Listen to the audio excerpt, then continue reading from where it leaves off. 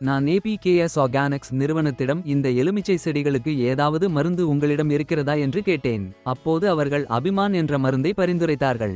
இப்போது வரை 2 முறை பயன்படுத்தியுள்ளேன். பயன்படுத்திய பிறகு முன்பை விட நல்ல மாற்றங்கள் தெரிகின்றன. இதை தொடர்ந்து பயன்படுத்தலாம் என்று தீர்மானித்துள்ளேன். என் பெயர் ராமகிருஷ்ணா ரெட்டி, கடப்பா மாவட்டம், ஆந்திர பிரதேசம். எனக்கு தென்னை மரங்களுக்கு பக்கத்தில் இன்னும் நிலம் இருந்ததால் அதில் 150 எலுமிச்சை செடிகளை நட்டுள்ளேன்.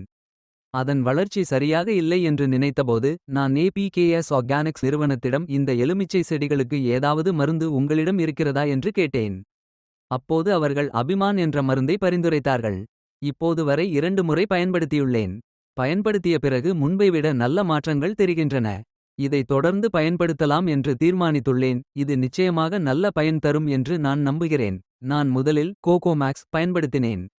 தென்னை மரங்களுக்கும் பிற எல்லா மரங்களுக்கும் பயன்படுத்தி வந்தேன்.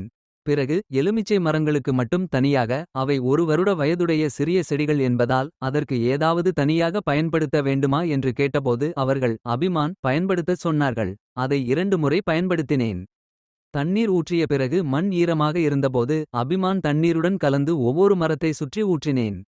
அதனால் நல்ல முன்னேற்றம் தெரிகிறது. நிச்சயமாக எதிர்காலத்தில் இன்னும் நல்ல வளர்ச்சி இருக்கும் என்று நம்புகிறேன்.